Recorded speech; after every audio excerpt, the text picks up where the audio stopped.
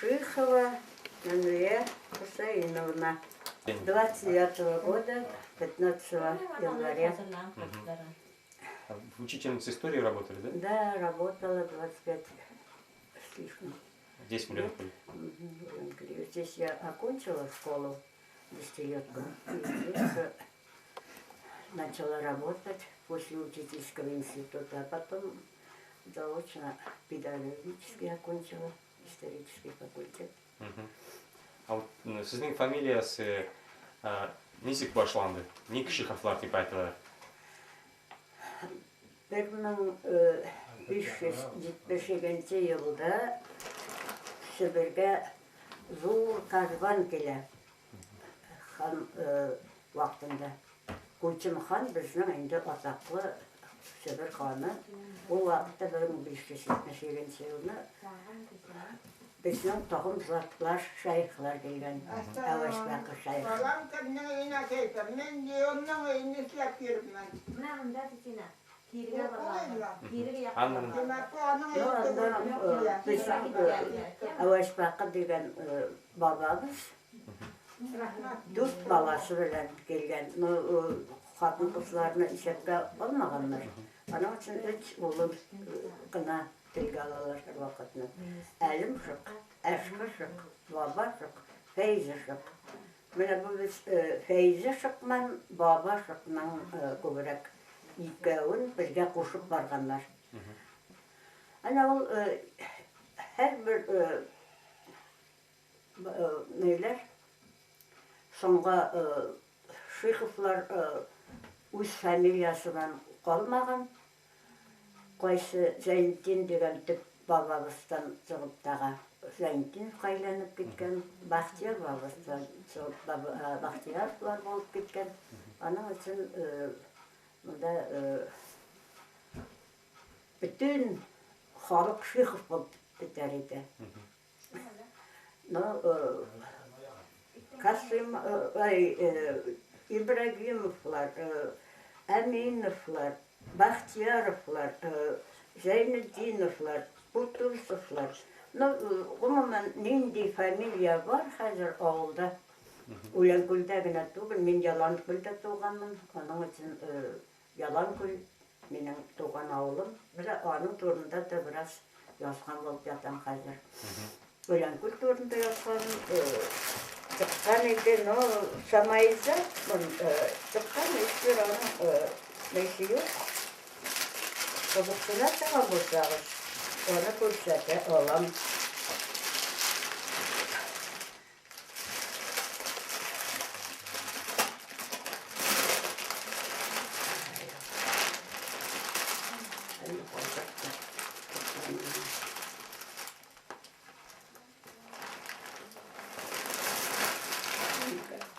Уленкөл турында. Қазір Яланкөл түз ауылым турында, туған ауылым турында болып жатам. Олар Бухарадан келгенлер ма? Бухарадан келгенлер, зор карван келген болған 1578 жылы. Ол карванда біздің тоғым саптыларда келген. Мұнда келгенде олар өзлерінің олдағы буынларын білгенлер. Оның үшін Құтсқар шайық деп аталған тұғымнан көбірек өзлерін есептеп берілер. Құтсқар шайықтан туған Хызырбақы, Хызырбақыдан туған Әуәшбақы, Әуәшбақыдан туған Фейзі, мына Алла етіп, анан Фейзі сөзі, Фейзілла сөзі яңадан қабатланып, яңадан Әуәшбақы қабатланып кеткен. Мына ол біздің тұғымға негіз салушы.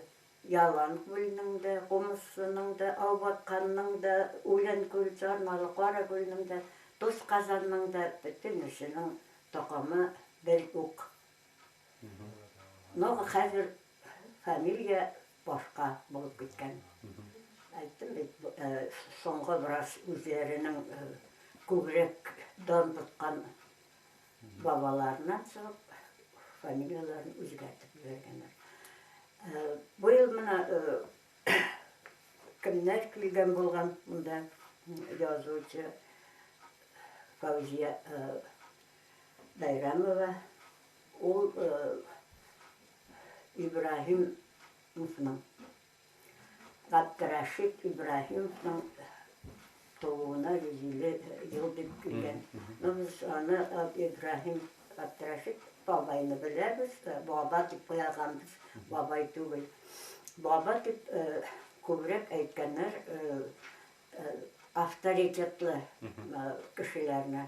Mama deyip şolay avtoritetli hatun kızlarına aytkanlar. Mama sözü bu indi Rus'tan alıngan bulur deyip olamın. Özümüzden Müslüman sözü bulgan ol. Mama deyip koygan bulganlar. Dağın sırau berip otursun oğlum. Sart mixis etesiz. Sartlar olar kimler? Ha? Sartlar kimler olar? Sartlar Özbekler. Özbekler mi? Özbekler.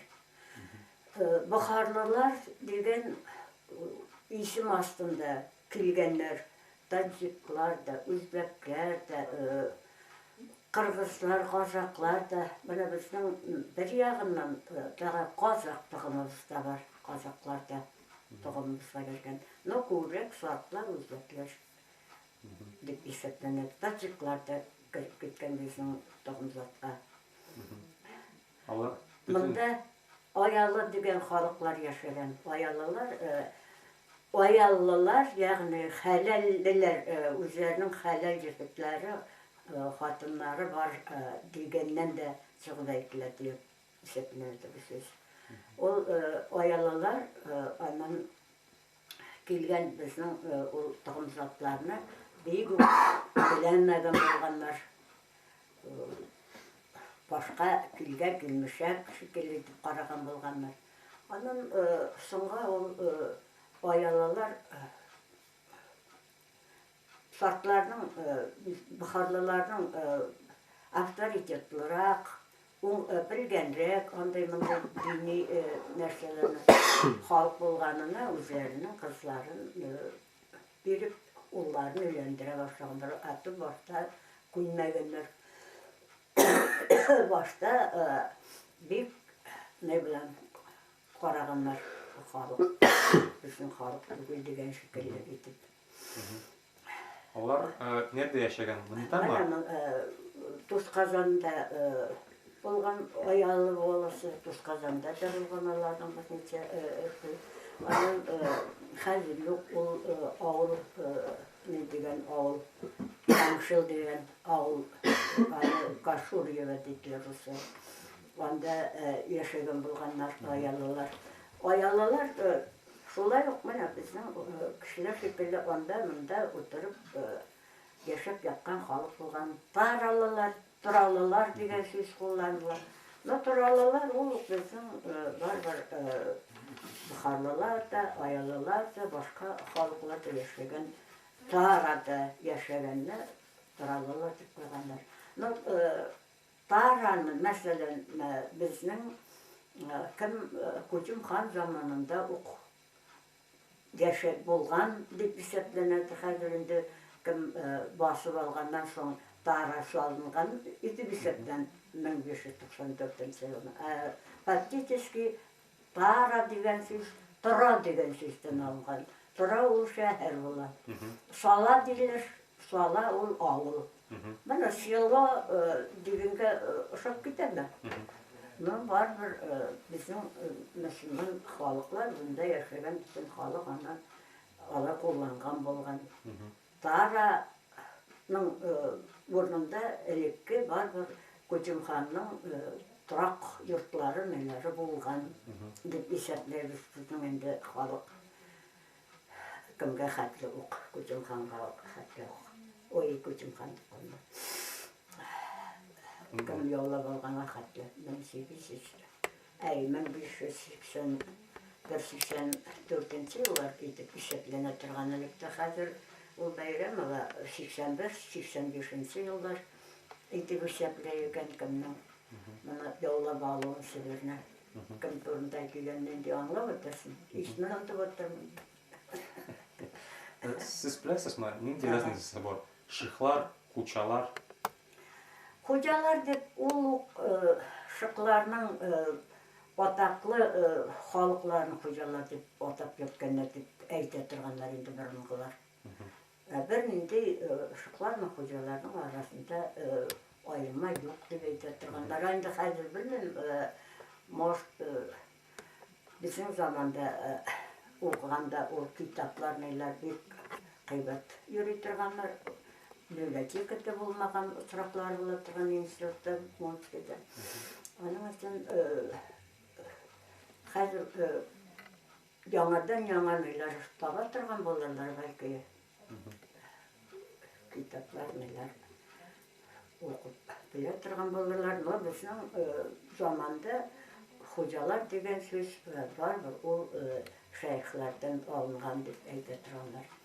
Безнең заман дип атамнан, баламнан ишеткән сүзләрне әйтәм. Бар безнең заманда яшәгән ул. Ә менә әлем шык дигәне ул дүрт баланың иң авторитетлы, иң нәйле батыр шундай кеше булган. Қолы торса, тезеннән дә түбәнгә төшеп баратаган булган әлем шыкның. Бейек буйлы, стройный андай бер кеше булган. Аның турында инде беләсем киләме? Ул монда инде не башланып христианизация безнең тирәләрдә, Сибир йортларында, Күчемханның йортларында инде башланып киткәч, ул бүтән Төмән, хәзерге инде Тара, Тобольск, хәтта Томский якларга барып, акча җыйнаган. Местный халыкларны бигрәк тә инде колонизация вакытында рус теленә күчергәннәр, армияга ала башлаганнар. Казан татарларына караган вакытта безнең татарларны соңга алган булганнар армияга. Аны мәсәлән әлем шыкны әйткән. Әлем шык башкаларга барып, үзләренә менә бу бухарлыларга бигрәк тә алып кайта рөхсәт. Рөхсәт кәгазен патша 1 елга дип биргән булган. Бу халыкка, бухарлыларга 1 елга налог та салмаска, армияга да алмаска, нигә дә сәүдә иткән вакытта пошлина сыз сәүдә итәргә дигән булганнар. Аты документ бирә.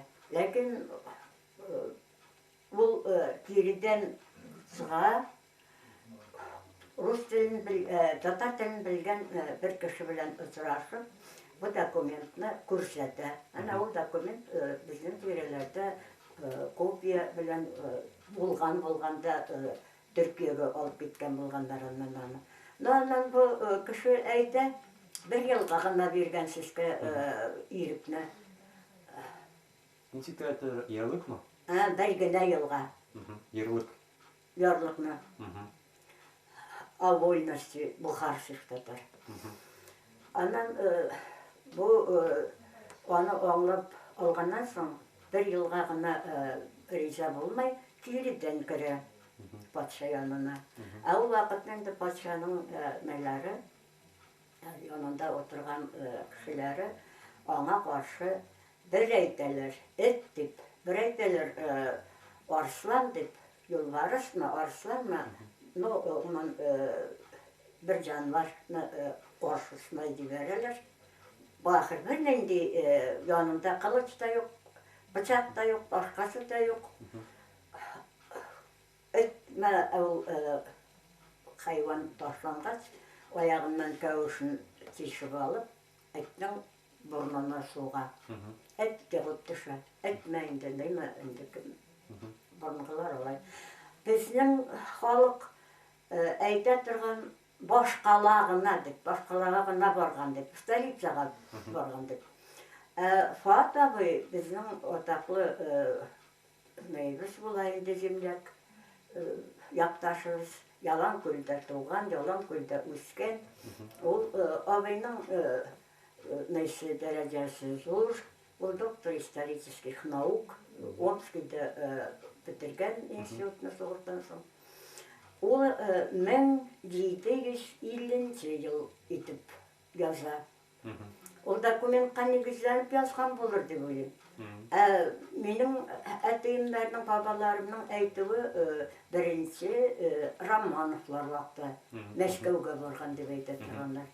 Петербургқа түгіл, Мәскеуге. Міне соның үшін енді мен Fuat abıға негізленген вақытта ифрат зұл айырма келіп тұға. Ақыры кішкене гіне бала болған ұшырақта да ол біздің әлімшық мұнда келгенінде, Сібірге келгенінде патша сарайында болып, яшап алып, анан Түмен, Дара һәм башқа өлкелерде яшап, кішілерін орнаштырып берген болғандар олар. Жуан айырма келіп шыға, зор айырма келіп шыға. Ақыры 1572 жылда аңа 3-4 яш кіне болған вақытта да 1750 жылда аңа көп яш болып шығайымы. Ақыры мұнда әлі 1600 жыл бар. 1700-ге қатты. 100 артығынан яшаған кіші болар деп ойламайым мен аны. Мен ойласам, біздің қартты қатыналар біздің әйткенді дұрысырек болғалы дейіз. Яғни бірінші романлар. Примерно 1600 жылларда. Ондан соң Петербург деген сөз бір де қолданылмайтын. Обязательно башқалы дейсе, Мәскеу көз алдында тұтыла тұрған. Бірінші Романовлар болған соң енді 1613 жылда Романов влас башына келеді. Михаил Романов. Ол вақытны дұрыс келіп тұға әгер кімнің онда баруы, Мәскеуге баруы дұрыс келіп тұға. 1750 жыл деп Fuat абы өзінің китабында жазған. Петербургқа барған. Петербургта ол вақытын демек Елизавета Петровна етекшілік еткен болып тұға. Бірінші Романовлар түгіл енді алар. Соңғы орта буын Романовлар. Так, онан біздің тұғым затының ол әлім шаптың беректі бабалары қалған деп есеплені Түмен, яқлардан, онда да шұйқылар болғалы дейіз. Анан есеплені Большевич районын білін, Дара районында, Делға бойларында Шықлар деген ауылын ішкеніңіз бар ма? Işittim. Әл Шықлар өтепі, именно бұл шайықларының ері болырға дейісті есеплені қайдыр. Neresi? Бұрын. Bak bildim mi? Yok mu? Yok mu? Tamam. Ол Шықлар ауылы, демек Рачапова шайықлар түзіген ауыл болып есеплені. Онан тағы Сейітлер ауылы деген Seyitova mı? Сейітова. Оның башқа есімі бар ма, жоқ му? Uçağı. Ходжалар. Ана ол ходжалар бар-бар айттым деп бұхарлалар есепленген. Оларны именно кім әлімшық түзіткен деп. Onların bütün isim. Ол ауыл. Ол екі ауылына енді башқалары тоже бола тұрған болар. Ана әйтелер иді бұрынғыларымыз Шықларда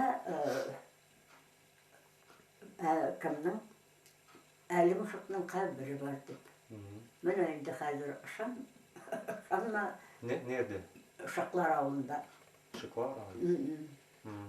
Аны енді өзі кезеткен де, өзі ондық ауырып кеткен де. Ричапова avulda mı? Рачаповада. Sait avulda, Uçağı avulda. Bir toş var ziyaratta. Siz işitken misiniz? Nerede onu? Ганашыловның жазғанымды оқығаным бар еді онда. Ол ташны есептейлер көктен түшкен Müslüman dinindəgi bolğan xalqlarga yüzəlgən məğnəsində. Onda yazıl da bolğan burunğıca deb aytırlar indi. Çınmı yox, yalğan mı? Hazır yok onda. Ondan onu yoluşmasın bana şu yazgan edi. Siz bilesiniz mi onun familiyası Aytekinler? Aytekinler ataklı baylar, mənim Daranın paraxotları da bolğanalarının, Kajelenli zavodları da bolğanalarının. Aytekinlərin Gali Aytekin degen məsələn men işitip biləm, munda Uyanköldə oqutqan bolğan. Olur Aytekin'in ismi kimdi? Ona bizim toxum zatımızdan Gülsüm degen çiçinəmiz indi düşkən bolğan Aytekin'ə Darağa, әллә qaydağı Yılandı yanındağı avuldan gelin bolup düşkən. Onun için Aytekin'lerini biz özümüzün yakınımızda edip bilemiz, yakın. Zeytin tağımız yaktan deb esepleyiz. Sol Zeytin tağımız var, Şıykov tağım bolar. Şıykov alır. Diyorlar özlerinin Zeytin babadan sığıp. Niyaz Aytekin'de bor eti yama? Niyaz Aytekin. Niyaz Aytekin. Aytekinler baytaq ana Pavlodar'da yaşayan bolğanlar. Pavlodar zavod magazinleri, sotu magazinleri bolğan. Der Nikolay onların neysin ben Nikolay Paşa Sibir boyunca yürgen hakkında onların neysin paraxotlarını bilende yürgen de bir sepeydi. Lerinden legenda ina dürüste bolup çığa bittenesi. Bu Uyuz'dan şəcərlərini məsələn men 1990 yılını apam, doğan apam Münci apam, ondan ilkten doğan apam Nail apa bilen barıp qaytqan Türkiye'ye yana bizim Sibir halkı ornaşkan ornuna. Mana bu yıl o avulga 100 yıl ötken barıp qaytuvchilar bolğan emiş. Neçe ayına sen barıp qaytmaganmısın? Yok, bu Neyde Tatar dünyasında çıkan edi alanın neyse. Sen de var Mustanov tugulsun. Sen de Şıykovsun. Bilen? Şolay yok, bilmem. Senin takımında var bulup Şıykov'tan. Bu kişiler niçik Türkiye'ye gitkenler? Kanalizatsiya geçili bola, Hristianizatsiya geçili bola, armiyaga oğlu bilen janır başlaylar. Onun poşinasız şevde, itlerge mecbur ite hükümet. Ben onun için son din bulgan, Müslüman dini bulgan ilge, Türkiye'ye gidip kalganlar. Ruhsat biri Paşa hükümeti 1900 yılda, 1991 yıllarda ondan revolüsyon hareket küçüğüge, nasyonal освободительный harekette küçüğüp gitmesin deyip ruhsat bergen. Lakin 7 yıl boyuna Türkiye'ye barırga kuma çağılı. Fakat 1907 yılda onlarga doğru gelir. Bütün nerselerin onlar ruhsatı bilgirgenler. Әтейім айтып тұрған, буквальном смысле слова, они сидели на плетнях, плетняда отырып, қайсан бізге рұқсат етерлер екен, қайсан біз барып кетербіз екен деп Түркияға шиғырлар шығара тұрған болғандар өздері Түркияға кетербіз деп. Біздің балабыз, мәселен, Махаммадияр деген балабыз, олардың Түркияға кетуін бігіп яратмаған. Onda da var bunda yok hal bulur deyip işepi. Özünün lakin kızına ruhsat vermeyece mümkün olmagan Bibixisna деген kızı yarım telli bulgan ol. Yarım telliler, между прочим, ifrat көп bulgan bizning takımda. Потому что yakın tuğanlarını koşup oturganlar. Aytdım beten iki balası Feyzullah bilen babanın balları gel koşulup oturgan bulganlar. Yakın tuğanlar koşulsa elbet kişilerde bulup balığı var. Bakmabırak halıklarda bulup gidiyor var. Telsizleri көп bulgan. Hazır Allah'a şükür, nendi telsiz bizning terede o'zimizning shayxlar taqımından telsizler yok edi. Soңғы taqımlar, mana endi 50-60 yıllardan soңғы taqımlar есеплем. Оларда сачара булайын мı? Как раз мен Türkiye'den qaytqanda алып qayттım da şecerelerini. Шыйхов Mansur деген, Şeyh Mansur деген kişi de bulgan o şecereler. Bütün yalan koyun komşuların, Abdurrahman'ın, Avatkan'ın, halkının şecereleri bulgan. Ana o şecerelerini alıp qayttım. Mana bu onların Türkiye'nin oku defteri mine Fazıl Enim pula gitken edi. Türkiye'de 5. Oktyabir'den 2. noyabrga xatlı bulduk.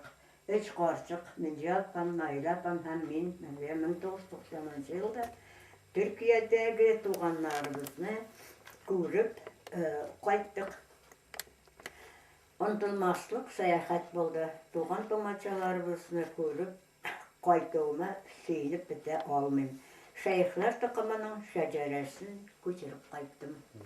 Mana o şecere bu yazmalarını qattığına ağırıp algaç başlarga buldum. İşlerlik işini men işlemesem kim işlerdiydim de tevekkelledim.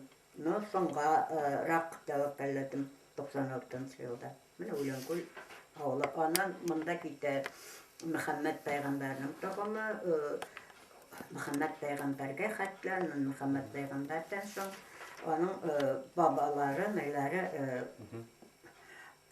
özümüzün var indi takım Koçkar Şeyh'ten başlanan takım Muhammed Peygamber'den başlanıp gittiğinde hesaplanır. Muhammed Peygamber'in takımı olup hesaplanır.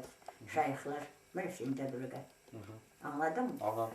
Bana hesaplayıp qaraganda bu men mesela 47. boğumda bulam. Muhammed Peygamber'in Fatıma anadan, onun kızı Fatıma anadan darılgan. Onun iki oğlu Hüseyin ben Hasan. Hasan'ı Husan dep koyatlar. Bir yılını Hasan'ı ağılap ötürerler. Hüseyin'in 626 yılda başını çalıp ötürerler, gazetlikleri. Mana o Hüseyin'den daralып gitkendiz biz. 47. boğun dedim. Elbette benim apam, abilerimden boğunun işaretlesem, benim de durmuşa çıkmayan oğanlıktan balacağı bulmağız. Özümün takımım yok. Точно. Apamlar, abimlerin balalarını işaretlerinde hazır 50. boğun. Ama yanada gana Tatar dünyasında çıkan gazetede Tatar Müslüman hatun kızlarının kazanında bulgan yığılışın yazganlar. Onun anda Libya'dan kelgen Muhammed Peygamber'in takımı bir hatun torunda yazılgan. Ukanım yok mu ana? Tatar. Ağıl 27. boğun deb hesaplayken özün.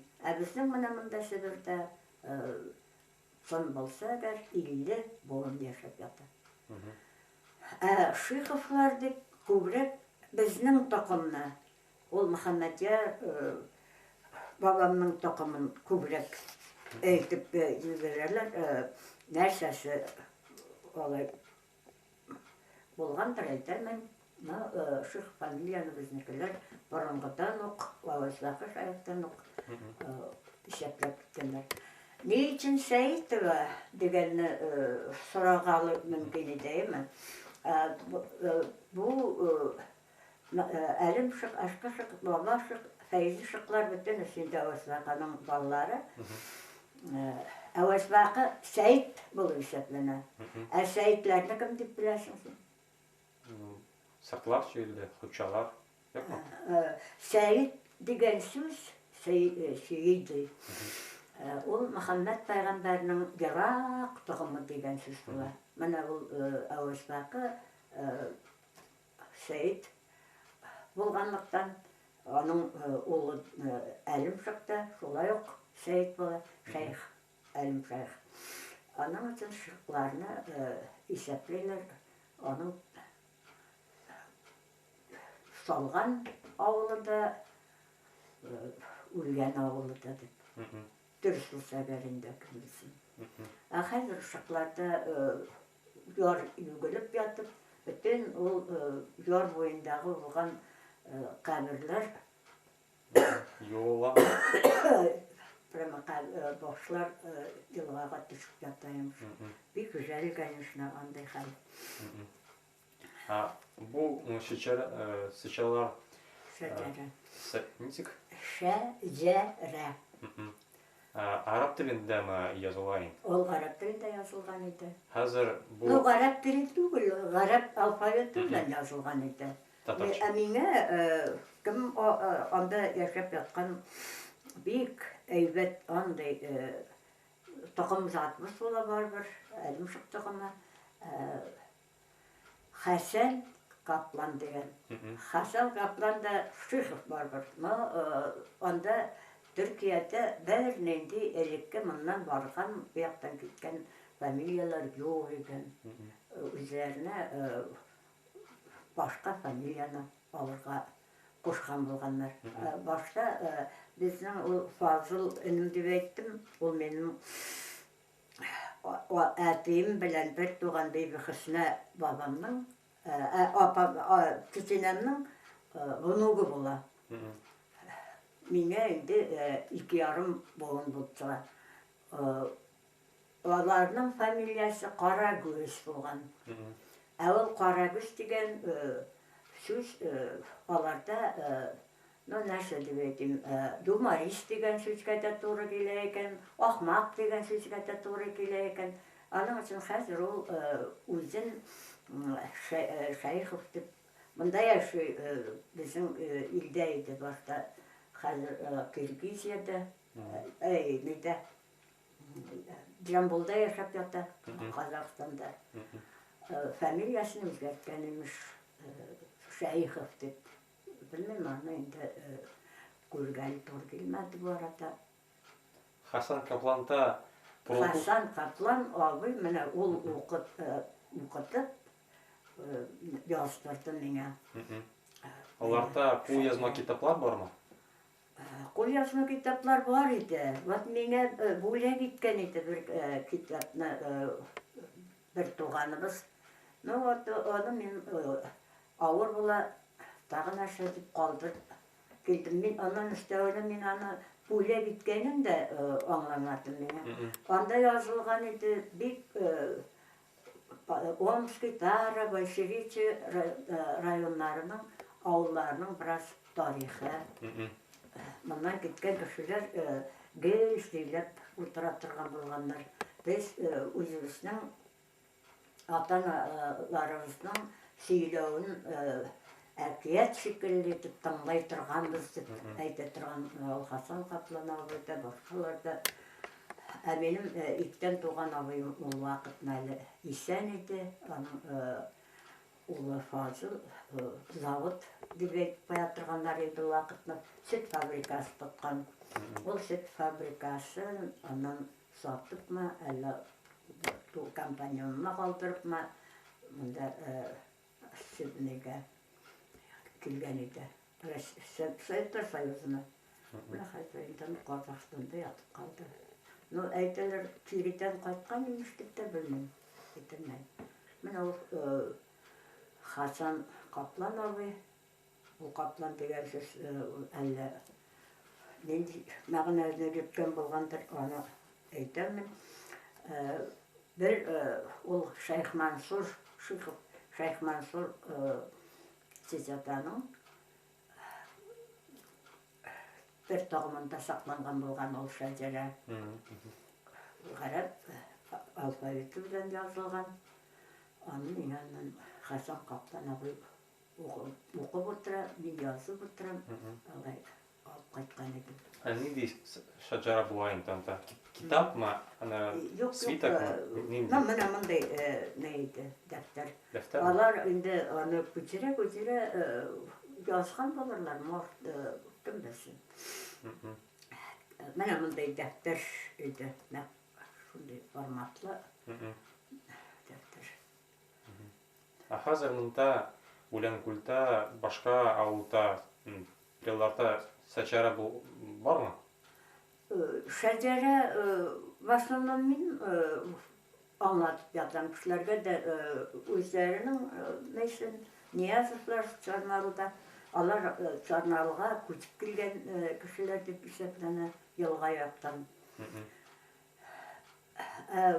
Нәйләр башта безнең халык монда килгәннән соң әйттем шикелле өйләндерү, нитү дигән нәрсә тыелган дип хәтта бер-берсе белән әрпләшеп, алай бер-берсе белән ыршышып, каугалашып та яшәгән вакытлар булган. Минем әтем 1913 елларда Тарада укыган. Анда Тарада укыган вакытында бәйт чыгарган булган. Местный таралылар үзләренең инде biraz üstün koygular gelip bizim yaktan gelgen kıryak diye atağanlar, mana bizim tirelerine yalan koylar, ya komşu hem başkalarına. Kıryak mı? Kıryak, darina mağnasında raganında. Stip dürsüragında. Yılga boyundağı avullardan bulgan kişilerine sol yak diye atıp yetken bulganlar. Mana ике арада хәтта андай ырыш кауга дигән нәрсәләрдә булып тора торган булганнан әтем бәхәсләшү дигән стихотворение язган булган анда. Ул стихотворениене миңа иктән туган апам Хәдичә дигән ул апа сөйләгән, аның буенча язып алган идем. Апамнарның, абыйымнарның, бүтүнесенең, әтей-әниемнең язган шигырьләре бар. Мин аларны хәзер инде Казан ягында булса, уңай булыр иде. Менә моның хәтле шигырьләре, нәйләре язылган аларның. Үземнең дә бераз язган булганнарым бар. Минем. Аларны сунак төшергәле буладымы?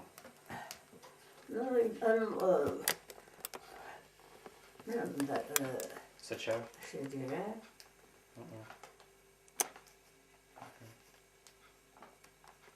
Алар кучалар ислам диненә алып килгәннәрме? İslam dinin alып килгәннәр. Синниләр булганнар, безнең такым затлар, шигырьләр түгел. Мулла тугымда була инде шикларда яма? Мулла ролендә уйнаганнар, әйткәннәр. Указный мулла яма? Указный мулла булганнардырмы, юкмы, асын әйтәмен. Минем ике бабам да, әтем яктан да, әнем яктан да бабамнарны Мулла дип йөрткәннәр. Мулла дигән сүз кулланылган бу чиракта просто укытучы мәгънәсендә, авторитетлы кеше мәгънәсендә. Аны бер нәйне укып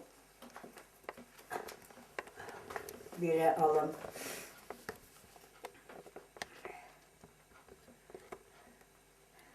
Кызын бәхәс бәйте менә.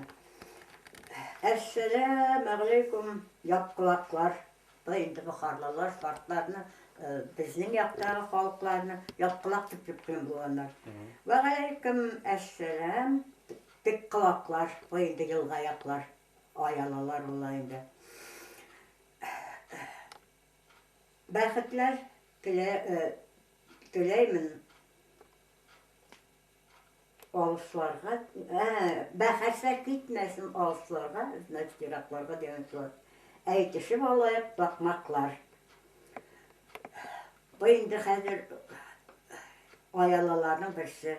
Bahar yağı suartımın, çiğittik otuğu koyulu, sevdeleri ütmegende baygış başlı kaygılı. Oyalı gibi oyalı, gayretleri türüktü. Buyurup astındağı miyi solam tuvan kivekti. Tuvan kivek atbrosu, at yırma mağnasında. Bunda indi baharlılarını en birinci yamanlap gittiler. Sevdeleri ütmegende baygış başlı kaygılıdır. Sevde itkenler, neyler, baharlılar. Bütün Sibir'nin sevdesi baharlılar arkalı bargan diye etken vakitte de bir de kubet diye eti bulmuyor. Sondan da olarga boş linasız ahır ne iterge ruhsat verilen sonra elvaya aytıp başladım da bitirmegen benim bizim oyununu. İkinci girip elim şık patşa yanına girgenden sonra patşa ömürlükке deyip ne yazıp verenden kağıt biçet soğup ne etip neyse nindi hukuklar olalar bizim halk Buharlılar. Armiyaga alınırlar onlardan. Ondan boşinası savdayderge ruhsat verilir. Hristiyanizasya tıyıla Buharlılar Hristiyan dinine gitmeye başlıyorlar. Sibir'nin dilesen indi yerinde avul kurup yaşarga ruhsat verirler. Bana anda neyler yadlıklar alğanında nasıl diyeyim вольности шихов, что ли, документ о вольности шейхов. Adıgaz. Bana Paşa Rusya'sı vaxtında en birinci bizim Tatarlardan armiyaga 1916 yılına alalar. Riga yılı deyip kirip kalgan tarihka. Büyük көп kişiler Riga'ga avlardan gitken bulganlar degerek de bizim Yalanköy, Komsu, Avvatkan degen avlardan elde neçe kişi gitken bulgan. Anda alarına akop, kazıtlı kazarmalar düzütüp faydalanganlar. Bu son mağnasında indi soğuş oldu. Uşu əzilip bargan degen söz. Əgər ne olsa soğuş. Oktyabr revolütsiyası başlanıp gitgəs, Emil Fevral revolütsiyasından sonra alarga ruhsat verirler, ilge qaytıp gelirge. Bundan mesela Ramazan tığımının şeceresini kursattım. O tığımının birisi vekili degen kişi. Ben onu mesela bilem yaşam, yatkan kart kişiydi. O Fevral revolütsiyasından sonra отпускаға Уленгүлдә кайткан булган. Аннан Киевдән Петербургка барып төшсә, уже Октябрь революциясы булып киткән. Аннан ул Ригага алынган бөтен безнең Сибир татарларын рөхсәт биргәннәр кайтканлар. Менә ул вакытта мин әтием дә Ригадан кайтып китте 1918 елда. Кайтып киткән өйгә, авылга. Siz bilesiz momenta maçit bulaydı mı Ulenkül'de? Kim? Maçit. Maçit var idi. Maçit'ten magazin man Ulvarak'ta bir üy var. O üylerin arasında idi. Medrese Gül boyunda idi. Orada o hal bizim Yılan Mağlu'nda da idi. Maçit'nin hazır neyse makette neyde otura Ол Уленкөл мәчетінің макеті түгіл, Йыланлы ауылының мәчетінің макеті бола. Көру керек, оны снимать ету керек. Ондан ол Рәшит абый оқытушыйдың да берді. Мәктептің екі қатлы бөлмәлінде макетін жасаған еді. Баларны снимать етіп алсағыз, әйбет болайды. Зәрифәті болдығыз ма? Болдық. Ол көрсәтті музейде яма? Макет. Икәуін де көрсәттім? Yok, birini ne? Birini mi? Мәчетінде көрсәткен Аллай сол краеведение музейінде. Мәктеп музейі. Сонда мәктептің макеті бар еді. Сіз ғафу өтсеңіз енді мен. Hazır eski мәчеттер бүткеннәр ме? Yok mu? Мәчетне соңға мына бұл орында мәктәп еді, как раз вот ері. Ана ол маяқта ауылның читінде бір үй отырады. Оның yoğununda мәчетне просто мастерской етіп түзегенler еді. Қазір ол мәчет енді bir nəşəsi qalmağın. Yana мәчет ол ayrım kişinin yurtuydu. Onu мәчет еттілер. Anta biblioteka була инде ме? Мәчеттә. Мәчеттә түгел библиотека, мәчет клуб иде. Библиотека нәйтәйді, нәрсе деп әйтейін. Мұнда отақлы тарихны да білген, көп сәяхат еткен Шихов Сәйтәлі Хажы яшеген. Оның үйінде еді. Әні оның үйінің бір өліші, қазір бұтта 40 білән кетсен бірінші үй. Оның тек бір бәт, бір өліші 16 бөлмәлі үй болған ол. Бір яғы магазин, оның соңға енді Советласы келгеннен соң анда фельдшерский болды. Ondan felçerski neyine açkaç katına ayrım açkaç bizip onda biblioteka buldu. Biblioteka da uzak durmadı. Başka yakka götürgenler bibliotekanı. Oku kitaplar була инде монда? Tatar kitapları менә моннан иде. Хәзер оқымай берәү дә китап дигәндәй. Күп укыган кешеләр может татаритлар булыр. Рускалитларга да может кирәк булата. Хәзер менә садик бу урам белән китсәң, садик йорты бар. Балалар бакчасы. Анда bütün neler көчкән администрацияда, анда библиотекада, анда татар мөселман центрда, анда культурный центр, анда ул бирек садикка сыйган. Әлектә ул садик төзелгән вакытта 50-60 бала, кечкенә балалар садикта йөргән. Толысы белән садикның бүлмәләре бала белән тулы иде. Хәзер балалар саны азайды. Садик ябылу дәрәҗәсендә дип әйтергә мөмкин. Зато йортта бик файдалы булып чыкты хәзер. Библиотека, почта, касса, администрацияның bütün нәйләре, культурный центр татарский, bütün ул. Сез беләсез ме? Кемнән хәзер бурынкы китапларны сураган булады? Кемдә алар бар? Нинди китаплар? Арапча язылган.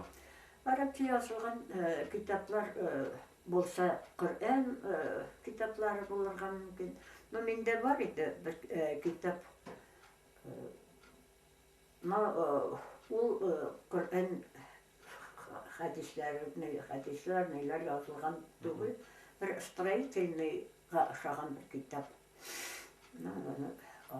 Bilmedim ben. Қу yazma. Қу yazma mı? Kol yazma түгіл печат етіп келген. Жалғышмасын төменде печат етіп келген var. А там же есть, наверное, Да нет, на чем есть. Именно так удобно. мне так удобно. Сіз білесіз ма, сізді біреу хатын көксаны оқып жатыр ма? Хатым көчәні оқилар. Оны хоҗаларга багышлап оқилар. Ул бухарлылардан калган гадәт. Сибир татарларына күрәсең бухарлылардан көчкән булырга тиеш. Хатын көчә нәйдә Казан якларында хатын көчә дип әйтелми. Просто хатым дип. Хатым уку дигән сүз уже ук. Коръән укыса хатым дип хатым ашына дип чакыралар анда. Әбестә хатым көчә кемгәдер багышлап үткәрелә. Мәсәлән, син армиягә китеп барасың, сиңа саулык, исәнлек теләп, хатын көчә укыталар синең башыңа, синең сәламәтлегеңә, сәламәтлегең өчен халык җыела. Мондай таш кисәкләрен салып, һәрбер нәйне анда кылгыланы, ничә таш салып укырга тиеш, ничә кеше, ничә Фатиха сүрәсен, ничәсе Бәкәре сүрәсен, тагын башка сүрәләрне уку өчен анда ничә мәртәбә укырга тиешлеләре язылып куелган. Мин аны белмим. Аны инде мөселман динендә булган кешеләр белә торган булыр. Безгә кем әйтә аны? Аны Бер кеше бармы? Хәзер безнең мулла нигә китеп калган хаҗга. Мулла шикеллерәк кеше безнең Абайдулла дигән, монда Әминов Абайдулла. Менә ул Әминов Абайдулла, мәсәлән, минең тукымым Мөхәммәд Әминдән Әминовлар киткән, Шәйх Факыдан шейхлар безнең саклап калганнар бушларны ясын. Алар полный үзләрен Әминовлар дип да шейхларга каршы үчетеп тә күрсәткәнем булып. Но ул кешене өйендә таба алмассыз. Бүген ул хатымга китте. Бер туганыбызның 5 елы. 100 ел кыямнага чейин көне үткәрелергә тиеш. Аңа китәргә барырга тиеш. Анда может иске Коръән, башка китаплар булуы бар. Миңа биредәге бер ялгыз калган хатыннан эләккән иде ул китап, гарәп алфавиты белән язылган. Аны Коръән дип биргәннәр иде, но ул Коръән түгел. Коръән китап түгел. Biz тағы алан берсе яйта киләбез экспедицияга. Бер ой яшәбез булыр инде. Алан берсе. Менә монда безнең токым ничек киткәнен әйтеп кенә бирим.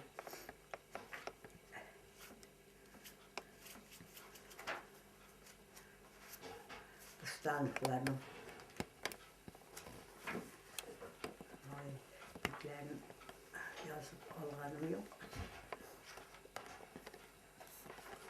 Көп халықтың ne gitken болып жатыр.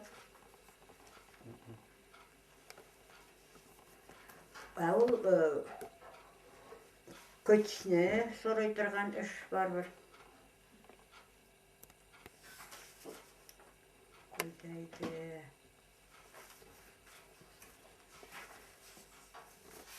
Я.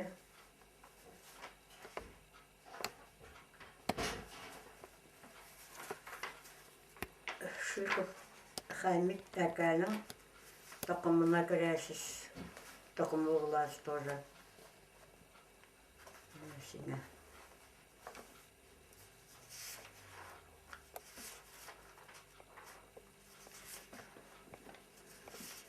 әйті күнлерінің балалары отақлы балалар болып шықты. Соңға бір қыз внучкасы болғансын тетенәбістің Яландан әйті күнлерге түшкен тетенәбістің қызы медик еді, бек отақлы медик болып ішкеп кетті ме найда.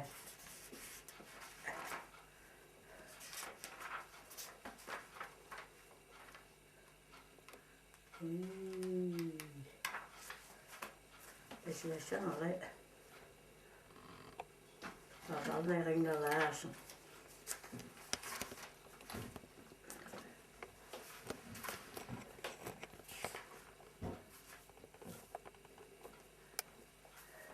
Mına Şeyh Hamid Yakan'ın onun indi bilgəni Өзінің енді білген тұқымын Şeyh деп атады бірінші.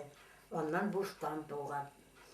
Bustan'dan doğan Nəsir, Fatıma, Xətimə, Ayşə, Aycamal hem başqalar indi 10 kısmın bir kişi. Nəsir çiçekten doğan Qartamay. Qartamay Bustan deyip atağanlar. Mənə bundan Bustanov var kendisinin. Фактически ол Шейховлар барбар. Əsədullardan doğan Hüseyir, Hüseyir'den doğan Hamid, Hamid'den doğan Mithat Aka. Mənə ol isen onda участник Великой Отечественной войны. Вот дегенә якындагына яши. Шихов mu? Шейхов. Шейховлар. Siz Bustanov болып кеткенсіз. Ол Qartamay çiçekte bir doğanları asırağan olan bala idi. Ол Qartamay çiçekte Nurahmet senin baban doğan olan mı? Bileme, әтең білeme.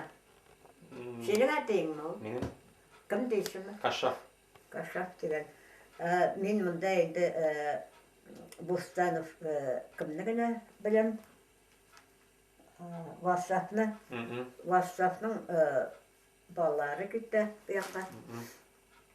Бустанов болып кеткен сенде Kaşaf дегенні мен білмеген едім мәселен. Міне сізде шулай құшық болған дейсің біріз. Аларның бүтін үсін түшіргелі болады мы? Оны енді бұнда түшіріп алам дейсің, түшіріп бағасын, но әйбәтлеп нәйтіп бітірілмеген. Міне ол Qartamay Bustan, Nəsir, мен олардан кеткеннелер, мұнда қайсы аны көтерілген болыр, қайсы көтерілмеген. Bütünley başka familyalar kırıp gitti bunda, потому что kız doğanlar var. O Ayşe Tugul, kim bu neydi? Ancamal degen Türkiye'de. Türkiye'de Bahçet degen onun oğlu bilen birge bulduk mesela. Mulla mı kızı? Bahçet'ten doğanlarını mesela yazıp bitirgenim yok.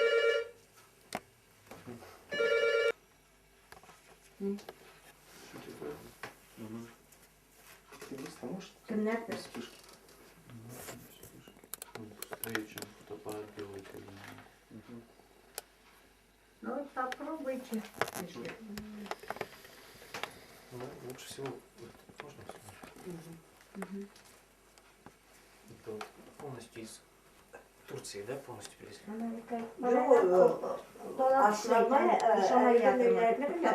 Yazıp kayıtkanın bunlar tutulur. Bana. Bu Türkiye'den mi? Türkiye'den. Ağız hazırlayıklar. Kalganları özümün işleyen işlerim. Aha, manıyor bak. Al. Bırakın bak. Ye. İsen minän işkem. Lehalleriniz var. Ой, тут камера А. была включена, да? Ага. Срежешь меня. Ne kaçka? Давай на стол положим на столе. Сейчас. Aa. Сможешь. Aa, bizge gelgen yok. Var. Aha. Karışık bulup oturman mı? Aha. Aha. Aha.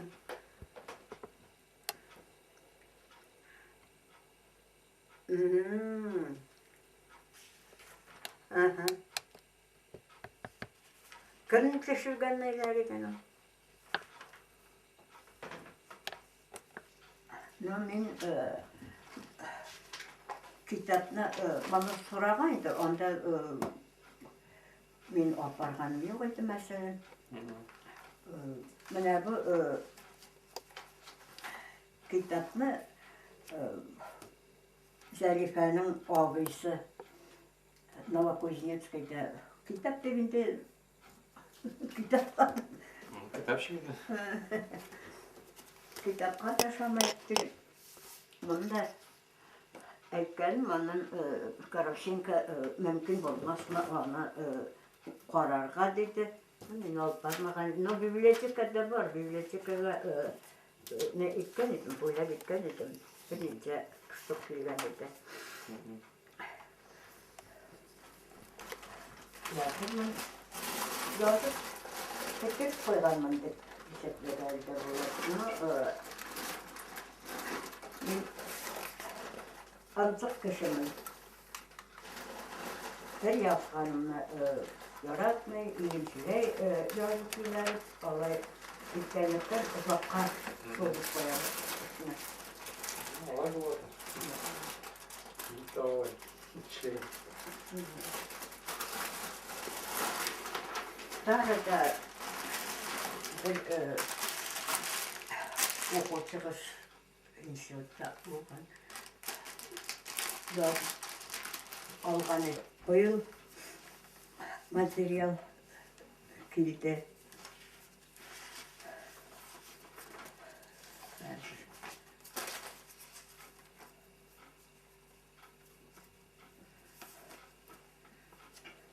Bu benim okuçum idi. Kaliningrad'da yanında Bagratyonovskiy'de yaşıyor var. Xatını da okutuvchi, medik xatını. Bu o'zi ne? Bo'lib hisoblanadi. Yurist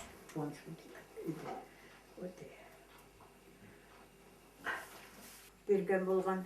Birisi tag'ib ko'p marta meni bu pamятникni yangidan Fatih Karimga bağışlangan meydan atçot birgeli kelgen Irfan. Opa, mana atçot bunday ish ishladim deb. Mana olarning endi qizi Liya bilan Irfanning qizi Leyla.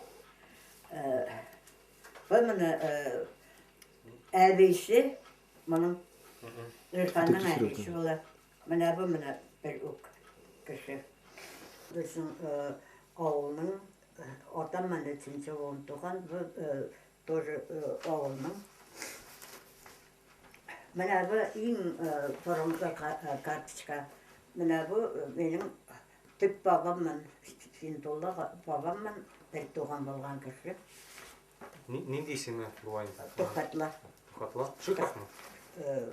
Amirovlar alar. Ну, bir boğunuz Amirovlar.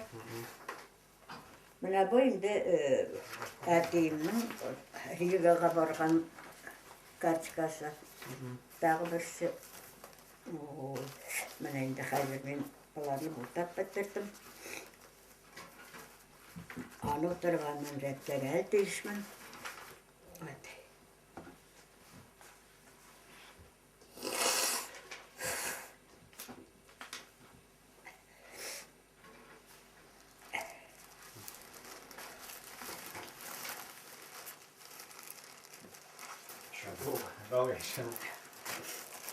Ну, сейчас мы снимем. И всё.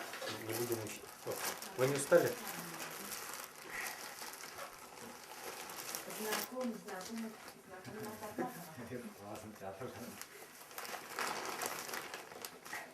Вот это шаджарама. Мында Әмир тағымларысың. Әмир атам. Менә бу ай күрсәттем. Аның нәйсе. Бұл му? Менә бу улы Тукасмай мулла. Менә аны кайта куйганмын. Төшеп калдырганмын менә. Бергә салып куйганмын.